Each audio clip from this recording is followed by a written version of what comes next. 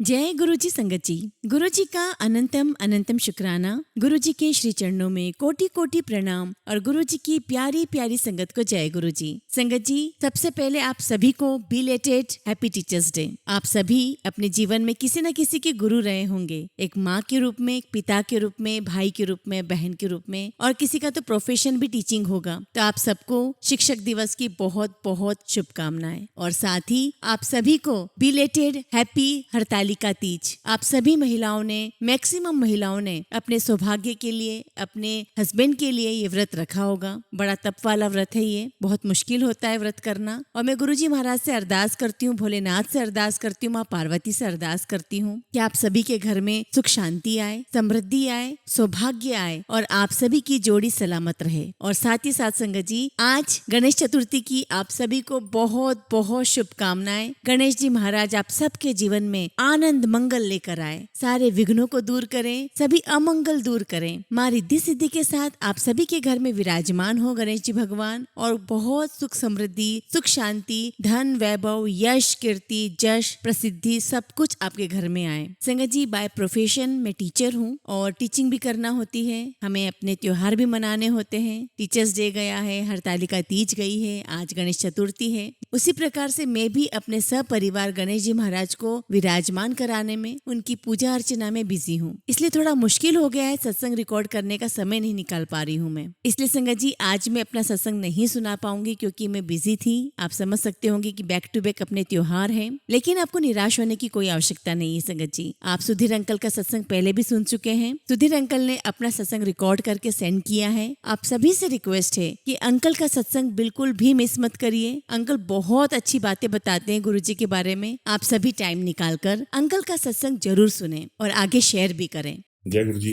अनंतम अनंतम शुक्राना गुरु जी महाराज जी का।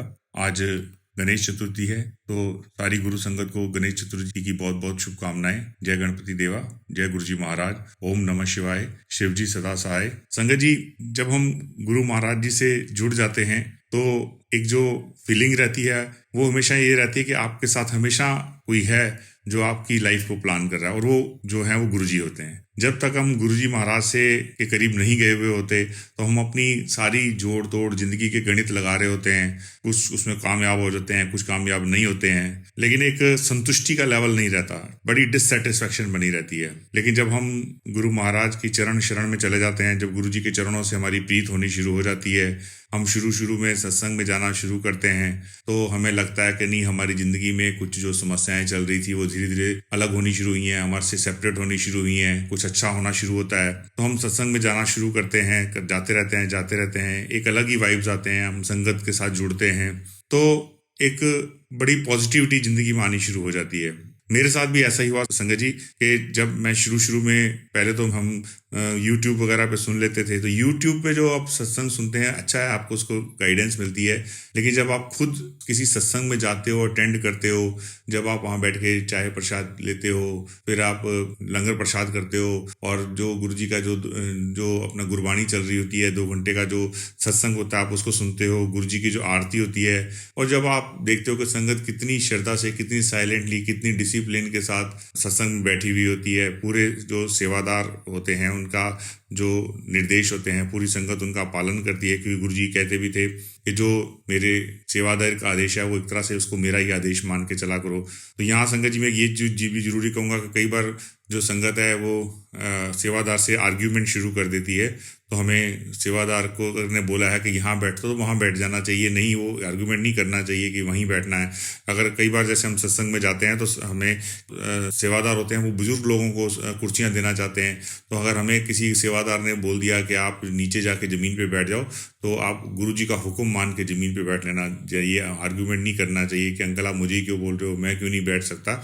ये सब चीज़ों से देखो, यही चीज़ें हैं जो आपको सत्संग में जाके सीखनी होती हैं। जब आप यूट्यूब पे सत्संग सुनते हो तो आप अपने रूम में बैठ के सुन रहे हो, लेकिन जब आप लाइव सत्संग सुनने जाते हो तो आपकी ईगो के इम्तिहान होते हैं, आपकी परीक्षाएं होती हैं। आप सत्संग ही नहीं जाते, गुरुजी आपके इम्तिहान लेते हैं। वो जो इम्तिहान हो रहा है वो सेवादार नहीं ले रहे, वो आपका गुरुजी इम्तिहान ले रहे हैं कि इसकी अभी ईगो कितनी लेवल कितना कम हुआ है। अगर आप किसी सत्संग में गए और अगर आपको किसी सेवादार ने बोल दिया कि अंकल आप इधर बैठो, तो आपको उधर ही बैठना है। आपने आर्गूमेंट नहीं करना कि मेरे तो साथ में उनके साथ ही बैठूंगा, नहीं, उनको वहाँ बैठने तो गुरुजी डिसाइड कर रहे हैं। तो ये चीज़ों का आप संगत जी हमें बहुत ध्यान रखना चाहिए कि हमें किसी भी सेवादार के जो हुक्म है उसका पालन करना चाहिए। इवन बड़े मंदिर भी जाते हैं तो अगर सेवादार पार्किंग में ही बोल देते हैं कि इधर अंकल इधर गाड़ी नहीं लेके जानी, तो आप उनके हुक्म का पालन कीजिए, क्योंकि आप डेफिनेटली वो जो निर्देश आ रहे हैं, वो जो हुक्म आ रहे हैं, वो गुरु महाराज जी के हैं। क्योंकि गुरु जी के प्रांगण के अंदर जो हुक्म चलता है गुरु जी का है चलता है। वो सेवादार जो है वो निमित्त मात्र हैं, जो हुक्म है वो गुरु का है।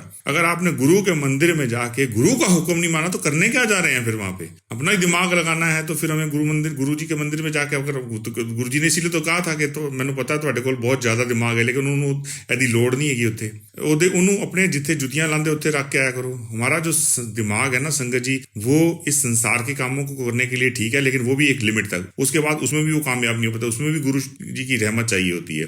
तो इसलिए मैं ये कहूँगा कि जो हमारे को, चाहे हम किसी सत्संग में जाएं, चाहे बड़े मंदिर जाएं, चाहे डूंगरी मंदिर जाएं, या किसी अब्रॉड में किसी मंदिर में जा रहे हैं, सेवादार का हुक्म जो है वो संगत जी गुरु जी का हुक्म मान के हमें उसका पालन करना चाहिए। दूसरी चीज मैं ये बोलूंगा कि हमारे अहंकार को की सारी जितनी भी परीक्षाएं थी वो सारी हो तो चुकी हैं संगत जी, क्योंकि जो गुरुजी ने कहा भी था कि एक समय ऐसा आएगा कि कोई किसी का नहीं रहेगा, वो समय जो गुरुजी ने जिक्र किया था वो हमें नहीं मालूम था। अगर अब हम कह सकते हैं कि कुछ उसकी झलक हमारे को कोविड के समय में देखने को मिली कि कोई किसी के काम नहीं आएगा, गुरु संगत एक दूसरे के काम आएगी। तो देखो संगत जी, जिसके अकाउंट में 10-10 करोड़ रुपए पड़े हुए थे उसको भी बेड नहीं मिला, और जिसके पास कुछ नहीं था उसको भी नहीं मिला। और लेकिन विधि का विधान ऐसे रहे, जिसके पास कुछ नहीं था वो बच गया, जिसके अकाउंट में करोड़ों रुपए पड़े थे वो अपने जीवन को नहीं बचाने में कामयाब रहा। जिन्होंने उस समय में मंत्र जाप किया, गुरु की चरण शरण में रहे, जो पहले से जुड़े हुए थे, संगत एक दूसरे को सपोर्ट कर रही थी, तो देखो गुरु महाराज ने कैसे एक चेन बना के रखी थी। उस समय में जितने सत्संग हुए ना संगत जी, उतने सत्संग तो नॉर्मल टाइम में भी नहीं हुए, क्योंकि संगत को ध्यान आया कि हम क्या करें। तो जूम प्लेटफॉर्म पे लोग एक दूसरे के साथ सत्संग शेयर करते थे।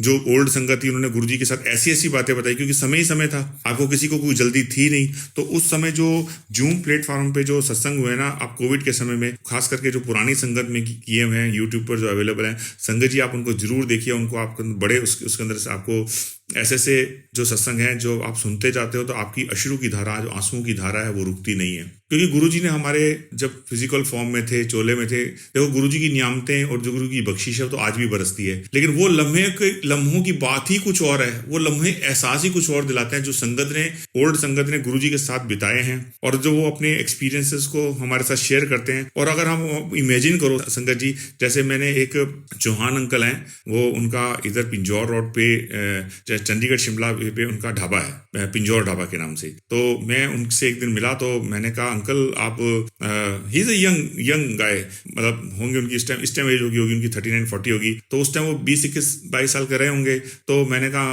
आप गुरुजी से मिलते थे? कहते हैं अंकल क्या बात करो, मैं गुरुजी को अपनी गाड़ी में बिठा के हम कॉफी पीने जाते थे रात को। तो ऐसे ही उन्होंने अपनी कुछ बातों में जिक्र किया कि गुरुजी मेरे को 2-3 बातें बोल के गए थे और मैंने सारी बातें गुरुजी की मानी। कहते जैसे अंकल, जैसे देखो बाहर एक स्विफ्ट गाड़ी खड़ी है रेड कलर की, तो गुरुजी ने क्या सी तू अपनी ना एक स्विफ्ट गड्डी गुरुजी ने क्या सी कि अपने डैडी ਨੂੰ दिला देते। कहते मैं अपने डैडी ਨੂੰ दिलाई। कहते गुरुजी ने मैंने क्या सी कि तू ना हुण शेफ का काम छोड़ दे, तू ना ये ਜਿਹੜੇ ਹੈਗੇ ਨੇ हिंदुस्तानी खाने के लिए एक ढाबा खोल दे। तो कहता मैं देखो प्रोफेशनल शेफ ऑस्ट्रेलिया से कोर्स करने के बावजूद भी मैं एक ढाबा खोल के बैठा हुआ हूँ। तो संगत जी मैं खुद अपना एक्सपीरियंस बता रहा हूँ, मैंने खुद उनके जो ढाबा है उसके ऊपर चाय पी और मैंने देखा गुरुजी का उन्होंने अपने ऑफिस में स्वरूप वगैरह लगाया हुआ है और वो लोगों को खाना इसी भाव से खिलाते हैं जैसे एक हम लंगर प्रसाद कराते हैं। वो कभी ये नहीं सोचते कि मेरा कहते हैं अंकल को मेरे को पैसे दे जाए तो ठीक, नहीं दे जाए मैंने कभी किसी से खड़े होकर काउंटर पे ये एक्सचेंज नहीं करते कि पैसे दे के जा रहा नहीं दे रहा, क्योंकि ये गुरुजी की महिमा है, सब कुछ यहाँ पे गुरुजी के हिसाब से होता है और आई कुड फील दैट। और बाकी संगत जी देखो कोविड ने हमारे जो समय निकला उसने हमारे को बहुत कुछ रियलाइज करवाया कि आदमी की के पल भर के अंदर जैसे कहते हैं ना दुनिया बदल जाती है, अपने अपने नहीं रहे, परिवार बिछड़ गए, हर पल एक किसी की डेथ की मैसेज आ जाता था, किसी की जॉब चली गई, किसी का बिजनेस पूर्ण रूपेण ठप हो गया, अच्छा खासा चलता हुआ, जो अपने बिजनेस पे इतनी नाज करते थे, जो कहते थे मेरे पास तो 1 मिनट का टाइम नहीं है। अगर हम उनको बोलते थे ना किसी को कि अगर अंकल कभी घर आओ या किसी को हम बोलते थे रिलेटिव को, तो कहता सर टाइम नहीं, हम तो पूछो ना हमारे को एक मिनट का भी समय नहीं है। जो बोलते थे ना 1 मिनट का समय नहीं है, उनके पास 24 घंटे अवेलेबल रहते थे, रातों को लोगों को नींद नहीं आती थी। तो इसलिए संगत जी जब समय का कुछ पता नहीं होता ना अच्छा समय बता के आता है ना बुरा समय बता के आता है। जब अच्छा समय आता है तो वो भी परीक्षाएं लेता है संगत जी। ऐसा नहीं है कि जो अच्छा समय आता है बहुत आसानी से कट जाता है, उस टाइम में आदमी का ईगो लेवल बहुत बढ़ जाता है। वो ईगो के अंदर अपने अहंकार वश कुछ ऐसे ऐसे कर्म खराब कर लेता है अपने कि जो संभालने मुश्किल हो जाते हैं। आप ईगो आउट ऑफ अहंकार अपने किसी बंदे का दिल दुखा देते हैं। और खास करके संगत जी मैं ये बोलूंगा, अगर हम बड़ा ध्यान रखना चाहिए, अगर आपने किसी नॉर्मल आदमी का दिल दुखा दिया तो वैसे तो वो भी पाप है, लेकिन अगर आपने बातों बातों में अहंकार वश किसी नाम जपने वाले का दिल दुखा दिया तो उसके फिर भयंकर परिणाम होते हैं। वो भुगताए नहीं भुगतते, फिर उसकी माफी ना गुरु जी के हाथ में होती है। अगर आप सोचो किसी आपने नाम जपने वाले का दिल दुखाया और वो आपको माफ कर देगा और आप उससे मुक्ति पालोगे, तो ऐसा हो नहीं सकता। क्योंकि जब आप किसी नाम जपने वाले का, किसी गुरु संगत का जो बहुत डीपली जुड़ा हुआ है, अगर आपने उसको किसी रूप से उसके मन को दुखा दिया और उसके मन से कुछ निकल गया, फिर गुरु जी बचा सकते हैं। वो आदमी के बस का नहीं, वो उसने दिए हुए जो कर्ज को वापस नहीं ले सकता। इसलिए बड़ा ही सावधानी पूर्वक, खास करके मैं तो ये बोलूंगा, दुख के समय तो हम झुकते हैं क्योंकि और ऑप्शन नहीं रहता, लेकिन सुख के समय के अंदर ना आदमी बड़ा अहंकारवश जी रहा होता है कि मेरे पास तो ये है वो है। तो वो हालांकि कोविड आया, कोविड गया, लेकिन आदमी ने जितने लेसन लेने थे ले लिए, जितने नहीं लिए नहीं भी लिए। ऐसा नहीं कि कोविड सब कुछ ज्ञानी बना के चला गया। आज आदमी की फितरत भी वही है, क्योंकि कोविड निकल गया तो आदमी फिर अपनी बैक टू ओरिजिनल अपनी फितरत में आ जाता है। तो मैं ये कहूंगा संगत जी कि जितना आपका अच्छे समय आए, मैं ये कहूंगा कि उतना जो गुरु महाराज का हमारा हुक्म है और उतना झुकना शुरू कर दो। अगर आपका अच्छे समय आ रहा है, अगर आप एक बार सत्संग में जाते थे तो अब 2 सत्संग अटेंड करने शुरू कर दो। अगर आपका अच्छा का समय शुरू हो गया, अगर आप रोज सवेरे 1 बार मंत्र जाप 2 बार करते तो 4 बार करना शुरू कर दो। तो गुरु जी की जितनी चरण शरण में रहोगे, अगर आपका अच्छा समय हो गया, तो ऐसा नहीं है कि संगत जी के बुरी समय में संगत 2 बार 3 बार आप करो। तो आप जब सारा दिन करते रहो, लेकिन जब खास करके जब अच्छा समय हो तो जरूर, अगर आपको कोई अच्छी खबर मिलती है या कोई आपके परिवार में अच्छी चीज होती है, अपना जो सिमरन का टाइम है उसे बढ़ा दो। क्योंकि उससे क्या होता है संगत जी, हमारे को अहंकार नहीं आता। अगर नहीं तो अहंकार आना शुरू हो जाता है, मेरे को तो बहुत अच्छी जॉब मिल गई, मेरा तो बहुत ही अच्छा इंक्रीमेंट हो गया, अब तो पार्टी करेंगे आप। नहीं, ये संगत जी ये हमारी गुरु संगत का नहीं है। हम सत्संग करेंगे। अगर हमारे को अगर कोई अच्छी चीज परमात्मा ने दी है, गुरु जी ने दी है, तो हमें उसका शुक्राना अदा करना है गुरु जी का, ना कि उसको पैसे को या उस खुशी को नॉन संगत के साथ पैसे उड़ा के दिखाना है कि हमारे पास तो गुरु जी की बहुत मेहर हो गई है, चलो अब हम पार्टियां कर रहे हैं। तो वो उसका कोई मीनिंग नहीं है। क्योंकि गुरुजी का हमारा बड़ा स्ट्रॉन्ग मैसेज है कि हमने जो अपने कर्मा करने हैं, जो अपनी कमाई करनी है, जो हमारी अर्निंग है, चाहे वो किसी बिजनेस से हो रही है, चाहे वो हमारी कमाई किसी जॉब से हो रही है, वो हमें अपनी सच्ची सुच्ची कृत कमा कर लेके आना है। अपने ऑनेस्टली काम करना है। अगर हमें 8 घंटे काम करने की सैलरी मिलती है तो हमें 8 घंटे काम करना है। और कभी भी गुरुजी ने ये नहीं कहा कि आप अपनी जो जॉब है या ड्यूटी है उसको छोड़कर आकर मेरे सत्संग अटेंड करो। यही तो गुरुजी की परीक्षा होती है कि आपने काम भी साथ भी न्याय करना है और सत्संग में भी आना है। और अगर आपने किसी वर्ष नहीं भी आ पा रहे तो जहां आप काम कर रहे हो वहीं गुरुजी का मंत्र जाप करते करते आप अपने ऑफिस के काम को, अपने बिजनेस के काम को निपटाइए। क्योंकि कई बार आपकी ऐसी रिस्पॉन्सिबिलिटीज होती हैं जॉब के अंदर, या आपकी ऐसी रिस्पॉन्सिबिलिटी होती है आपकी बिजनेस के अंदर जो आपको निभानी ही निभानी होती है। अगर आप नहीं निभाओगे तो जिसके प्रति आपने कमिटमेंट की वो कमिटमेंट पूरी नहीं होगी। तो गुरुजी ने कभी ये नहीं कहा कि आप अपना काम छोड़कर मेरे सत्संग में आओ। गुरुजी वो नहीं चाहते थे। गुरुजी कहते थे जिथे तुसी मैनू याद कर लोगे मैं उत्थे ही हैगा।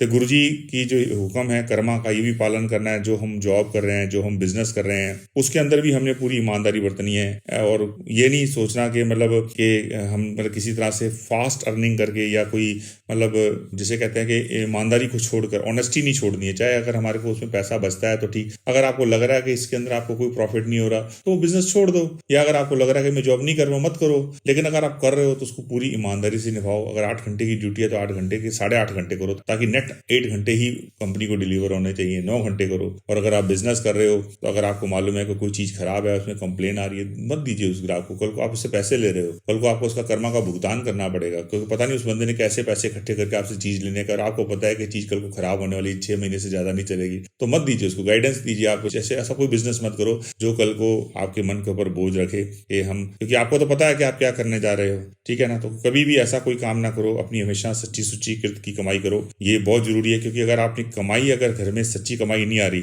तो जितने 1000 मंत्र उच्चारण कर लो उसका कोई फायदा नहीं है संगत जी। अगर आपने 10 बार भी मंत्र कर लिया और आपके घर में सच्ची सुच्ची कमाई आ रही है, जिसके ऊपर गुरुजी बहुत ज्यादा फोकस करते थे, क्योंकि आपको याद भी होगा, संगत सुना भी होगा, इवन गुरुजी के पास तो अंतर्यामी है गुरु जी से कोई छुप ही नहीं सकता।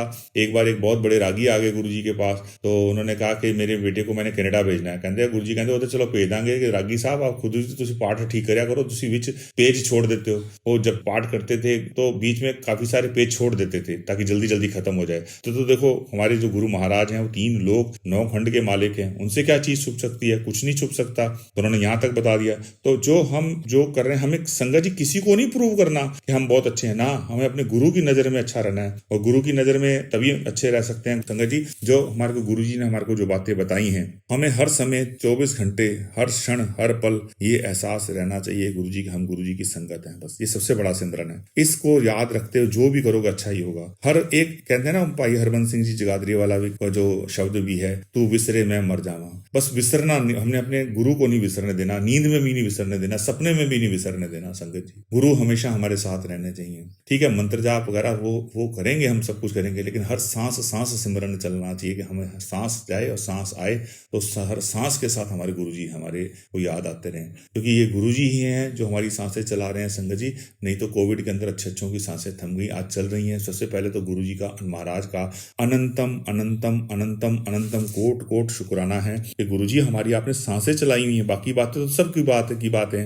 अगर आपके पास करोड़ों रुपए भी अकाउंट में पड़े हुए तो डॉक्टर को कह के आप एक सांस खरीद के दिखा दो, चलो मेरे को, फिर नहीं कर सकते संगत जी। डॉक्टर अपनी सांस नहीं खरीद सकता, तुम्हारी सांस कहां से खरीदेगा? सिलेंडर लगा देगा सांस का, हमारा वेंटिलेटर पे डाल देगा। और जब वेंटिलेटर का बिल आता है ना संगत जी, तो अपने घर वाले कहते हैं जी बहुत बिल आ गया, निकालो उसका वेंटिलेटर, इसको मुक्ति दो। वही डिसीजन मेकर बन जाते हैं कि मुक्ति देने का टाइम आ गया। जिनके ऊपर हम नाज करते हैं, जिनके लिए हम रात दिन 2 नंबर की कमाई भी करने के लिए तैयार हो जाते हैं कि इनको सुख पहुंचे, वो एंड में वेंटिलेटर भी वही उठाते हैं कि बहुत बिल आ गया जी, डॉक्टर साहब हटाओ इसका वेंटिलेटर। अब ये संगत जी मैं जो बोल रहा हूँ प्रैक्टिकल लाइफ एग्जांपल्स जिंदगी में जो देखे मैं अपने वो बोल रहा हूँ, कोई मैं अपनी मनगढ़ंत बातें नहीं बोल रहा हूँ। तो इसलिए जो सांसें हैं ना संगत जी, बाकी मेरे को नहीं पता हमारी जिंदगी में अच्छा हो रहा है बुरा हो रहा है, ये नहीं मुझे पता, वो हमारे कर्मा पर डिपेंड करता है। लेकिन सांस तो गुरु जी ने चलाई हुई है। अगर वो आ रही है, बाहर जा रही है, तो हैंस प्रूव है कि गुरु जी ने हमारा हाथ पकड़ा है। जिस दिन छोड़ देंगे संगत जी नहीं आएगी सांस, हमारी कैपेसिटी नहीं हम सांस ले सकें। तो गुरु महाराज जब तक हमारी सांसें चलती रहें, वो सांस जाए तो हम जय गुरु जी बोले मन के अंदर, सांस बाहर निकले तो गुरु जी आपका सिमरन करें। ये गुरु जी जो शब्द भी है ना, बहुत जन्म बिछड़े थे माधो ए जन्म तुम्हारे लेखे। तो गुरु जी ये जन्म आपके नाम है, बहुत जन्म से बिछड़े हुए थे। जो मन को गुरु जी सुकून मिला वो आपकी चरण शरण में आके मिला। गुरु जी जब दुनियावी चीजें कामयाबी देती है ना, कुछ क्षण के लिए बड़ा अच्छा एहसास होता है, ले अभी मेरी प्रमोशन हो गई, मेरे को कंपनी ने गाड़ी दे दी, अब मेरा नाम वहां हो गया, अब मेरा नाम वहां हो गया, मुझे ये सब क्षणिक खुशी देते हैं, मैं मना नहीं करता। लेकिन आजकल 1 दिन दे देंगे, 2 दिन दे देंगे और उससे ज्यादा नहीं। लेकिन हर समय अगर खुशी का एहसास चाहिए, चाहे सुख आता रहे चाहे दुख आता रहे, ये तो हिस्से हैं तो चलते रहेंगे।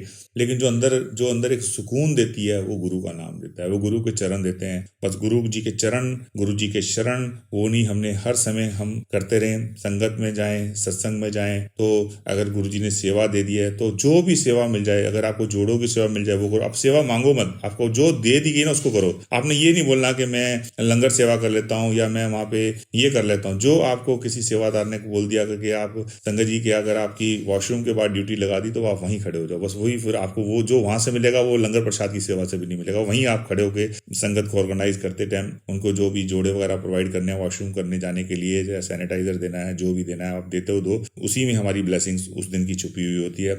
जो सेवा, पहली बात तो सेवा तभी मिलती है किसी सत्संग के अंदर जब गुरु महाराज ने आपको कुछ देना होता है तो ही आपको सेवा देते हैं। सेवा ऐसे नहीं मिलती, मांगी नहीं जाती, गुरु देते हैं। लेकिन आपको गुरु दे रहे हैं और हम अपनी उसमें फिर दिमाग लगाना शुरू कर देते हैं, जी मैं तो इसमें अच्छा। अरे गुरु जी को पता है आप किसमें अच्छे हो, नहीं अच्छे तो उसमें भी दूसरी चीज में भी अच्छा बना देंगे। अगर गुरु जी ने किसी की सेवा अगर पार्किंग में लगाई है तो जून के महीने में पार्किंग की जब सेवा लगती है ना संगत जी बड़े मंदिर में, तो उनकी पूरी स्किन टैन होकर बाहर आ जाती है। लेकिन वो चलो स्किन फिजिकली बाहर आती है, लेकिन अंदर आत्मिक रूप से पता नहीं कितने खजाने लूट के लेके जाते हैं संगत जी। आपको मालूम है जो बंदा जून के महीने में बड़े मंदिर के बाहर पार्किंग लगाता है उसकी स्किन टैन होकर बाहर आ जाती है, काली पड़ जाती है। लेकिन उसके मन के अंदर कितने फूल खिलते हैं इसका अंदाजा आप नहीं लगा सकते संगत जी। मैंने लगाया हुआ, मैंने देखा हुआ, अपनी आंखों से देखा हुआ कि उनके चेहरे से जो नूर टपकता है, उनकी जो आंखों से नूर टपकता है। चेहरे स्किन जरूर खराब हो जाती है लेकिन आंखों से जो उनकी सुकून टपकता है वो हमारे नहीं टपक सकता। क्यों? गुरु जी ने उनकी परीक्षा ली है, वो परीक्षा में उत्तीर्ण हुए हैं, गुरु जी ने उनको नियामतें बख्शी हैं। तो जब जब सेवा मिले गुरु जी हमारे को दें, उस सेवा को दोनों हाथों से झोली में डाल के बस लग जाओ। लेकिन जब आप सेवा कर रहे हो साथ साथ में संगत जी सिमरन चलता रहना चाहिए, आपका ध्यान इधर उधर नहीं होना चाहिए। क्योंकि अगर आपका ध्यान इधर उधर होगा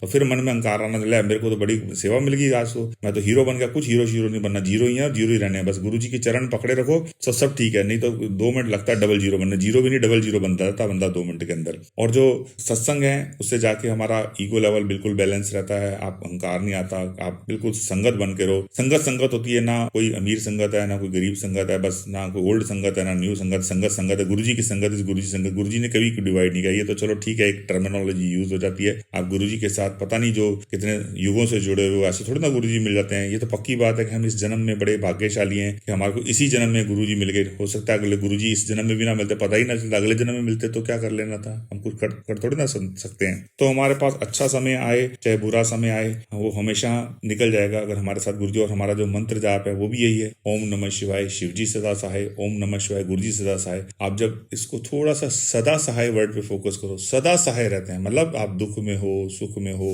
जमीन में हो, आसमान पे हो। जब आसमान में भी जब प्लेन थोड़ी देर के लिए बैलेंस नहीं होता और बादलों से निकलता है तो ऐसा लगता है नीचे गिर जाएगा, तो अच्छों को हनुमान चालीसा याद आ जाती है। तो लेकिन हम संगत जी चाहे जमीन पर हो, चाहे आसमान में हो, चाहे कहीं पे भी हो, चाहे पानी के अंदर हो, हमें घबराहट नहीं होती, क्योंकि हमारे को मालूम है हमारे गुरु जी हमारे लिए साथ सदा सहाय हैं। ओम नमः शिवाय है, शिव जी सदा सहाय। हम ऐसा कुछ भी होता है हम अपना मंत्र जाप शुरू कर देते हैं तो गुरु जी हमारे साथ सदा सहाय हैं। और अगर आप तो सांस सिमरन कर रहे हो तो वो भी अपने आप में उससे बड़ा मंत्र जाप है, हर सांस के साथ आपके गुरु जी निकल रहा है। संगत जी जाने अनजाने में भी अगर एक बार कोई जय गुरु जी बोल देना तो उसके जाने अनजाने में, जाने तो छोड़ो अनजाने में भी बोल दे तो उसके भी जन्मों के पाप कट जाते हैं। तो जान के आप दिल से अपने हृदय पूर्वक अगर आप सिमरन करते हो तो आपको गुरु जी बहुत नियामतें बख्शते हैं, आपके साथ हमेशा सदा सहाय रहते हैं। उसी समय अपीयर हो जाते हैं जब आपको लगता है कि आपने देखा भी होगा कि किस फॉर्म में आ जाते हैं। वो नारायण जानते हैं, गुरु जी हमारे 3 लोक 9 खंड के मालिक हैं, वो किसी भी रूप में आके, किसी भी समय आके, किसी भी रूप में हमें दर्शन दे देते हैं। और संगत जी एक बात का और हमें ध्यान रखना चाहिए, अगर हमारे को कभी भी कोई हेल्प के लिए बोलता है, उसको मदद चाहिए और वो अगर हेल्प हम कर सकते हैं तो जरूर कर देनी चाहिए। और अगर किसी वजह से नहीं कर पा रहे तो बिल्कुल उसका मजाक नहीं उड़ाना चाहिए कि देखो, और ना ही फिर दुनिया को बताना। अगर आपने मदद कर दी तो मदद करने के बाद भी ना बताओ, और अगर आप किसी वजह से नहीं कर पाए तो उसके साथ विनम्रता पूर्वक उसको मना कर दो, ओके मैं ये नहीं कर पाऊंगा, लेकिन आपने उसका मजाक नहीं उड़ाना है। और इधर उधर लोगों को, संगत को नहीं बताना होता वो तो देखो मेरे से हेल्प मांग रहा था, तेरे से भी मांगेगा, ऐसी कोई बात मत करो। पता नहीं किसके कर्म कैसे हो रहे हो, किस परिस्थिति से निकल रहा हो, हमें ये भी नहीं जज करना चाहिए कि वो क्या कर रहा है क्या नहीं करना है। वी आर नॉट, अगर वो वाकई जेन्युइन होगा तो गुरु जी उसकी किसी ना किसी फॉर्म में मदद करा देंगे, लेकिन आप उसकी इसकी हेल्प मांगने को भी मजाक नहीं उड़ाना चाहिए। अगर आप कर सकते हैं तो जरूर कर दीजिए, ठीक है। अगर नहीं कर सकते तो आप उनको विनम्रता पूर्वक कह दीजिए कि मैं इसको कर नहीं पाऊंगा, और उसको मजाक भी ना उड़ाओ, और ना ही किस मैसेज को किसी को आगे पास ऑन करना चाहिए कि मेरे पास वो हेल्प ले आया था, मैंने कर दी, मैंने देखो उसका इतना बड़ा काम वो आपने नहीं करी, गुरुजी ने करवाई है, और आप नहीं कर पा रहे तो ठीक है, आप उसको बस वहीं उसको रिफ्यूज कर दीजिए कि मैं आपकी ये हेल्प नहीं कर पाऊंगा। और खास करके ये तो गुरुजी भी अपने समय में कहते थे कि जो फाइनेंशियल लेन देन है वो नहीं करना चाहिए, अवॉइड करना चाहिए कि फाइनेंस नहीं। अगर डेफिनेटली अगर कोई बहुत बुरी परिस्थिति से किसी को मेडिकल नीड है वो अलग बात है, लेकिन अगर कोई बिजनेस के लिए या कुछ पैसा वैसा, तो ये चीज़ें हम तो संगत जी मैं तो डील नहीं करता इन चीज़ों के अंदर, क्योंकि कभी ना हम इनकरेज करते हैं ना कोई कुछ, क्योंकि जब संगत में आते हो तो एज ए गुरु संगत आते हो, तो हमने कभी आपकी आइडेंटिटी हमने ये नहीं, आप IAS ऑफिसर हो तो भी ठीक है, अगर आप चपड़ासी हो तो भी ठीक है, क्योंकि दोनों ही फिल्म में एक चीज बड़ी प्रिय है कि गुरु संगत है, वो हमारा काम है। अगर चपड़ासी है तो मैं चपड़ासी का काम करता हूँ, कोई ऑफिसर तो हमें आके वहाँ ये नहीं देखना कि यार तब से मैं काम नहीं को ला सकता हूँ, ये तो मेरे बिजनेस में बहुत, तो फिर तो आप पर्पस ही दूसरा लेके आ गए, फिर संगत कहाँ रहेगी। तो ये चीजें हर कोई बंदा, वो जो बिजनेस है वो आपका अलग है, जो जॉब है वो आपकी अलग है, वहाँ आप एज ए गुरु संगत आओ, सत्संग अटेंड करो, जाओ, कोई इधर उधर की फालतू बात करने की आवश्यकता नहीं होती है। और ये एहसास ही अपने आप में बहुत प्यारा है कि मैं गुरु संगत हूँ। इस एहसास से और खूबसूरत एहसास मुझे कभी जिंदगी में हुआ नहीं। हम एक कहीं जॉब करते हैं तो 58 साल तक कर लेंगे, स्टूडेंट हो तो आप को जॉब करने के लिए आपको लोग कहते हैं कि मेरे को आई लव माई कॉलेज, तो कितने साल तक कर लोगे भैया कॉलेज से प्यार, या कोई कहते हैं आई लव माई जॉब, भाई कितने साल तक कर लोगे जॉब, लेकिन इस सांसों से तो प्यार है ना। ये तो जब तक कौन कहता है कि नहीं यार मुझे अब सांसें नहीं चाहिए, तो सांस तो फिर गुरु जी नहीं चलानी है। तो ये एहसास अपने आप में एक बहुत बड़ा एहसास है कि मैं कुछ भी कर रहा हूँ, चाहे मेरी जिंदगी के अंदर मैं जॉब है, बिजनेस है, मैं स्वस्थ हूँ, अस्वस्थ हूँ, अगर अस्वस्थ हूँ तो भी गुरु जी को याद करना है, और स्वस्थ हो तो शुक्राना करना है। हर हाल में हमें गुरु जी का शुक्राना शुक्राना शुक्राना करते रहना है। संगत जी जितना शुक्राना करोगे ना उतनी गुरु जी झोलियां जल्दी बढ़ते हैं। गुरु जी के पास अरदासें कम, शुक्राने ज्यादा करो, क्योंकि अरदासों की लिमिट नहीं है, हम हर चीज के लिए अरदास करने लग जाते हैं। गुरु जी को मालूम है अरदास करने की भी बहुत ज्यादा जरूरत नहीं है। और मैं कहता हूँ संगत जी अगर अरदास करनी है ना किसी दुखी के लिए करो, किसी अपने के लिए नहीं, अपने खुद के लिए नहीं, किसी दूसरे के लिए करोगे तो गुरु जी को आपको अपने, अगर आप दूसरे दूसरे के लिए अरदास करना शुरू करते हो ना, तो गुरुजी आपको अपने लिए अरदास करने का मौका ही नहीं देते, आपकी झोलियां उससे पहले भर देते हैं। दुनिया के अंदर इतना दुख है, आप पूछो ना। हम अपनी खुशियां मांग रहे होते हैं, कई लोग नॉर्मल जीवन जीने के लिए उनको कितने पता नहीं कितनी मशक्कत का सामना करना पड़ता है। तो मैं अपने जो सत्संग को यहीं विराम करता हूं और पूरी संगत को अगेन बड़ी बड़ी बहुत बहुत शुभकामनाएं गणेश चतुर्थी जी की। और गुरु महाराज पूरी संगत पे अपनी रहमतें, अपनी खुशियां, अपनी नियामतें ऐसे ही बरसाते रहें। जय गुरु जी। अनंतम अनंतम अनंतम शुक्राना महाराज जी का।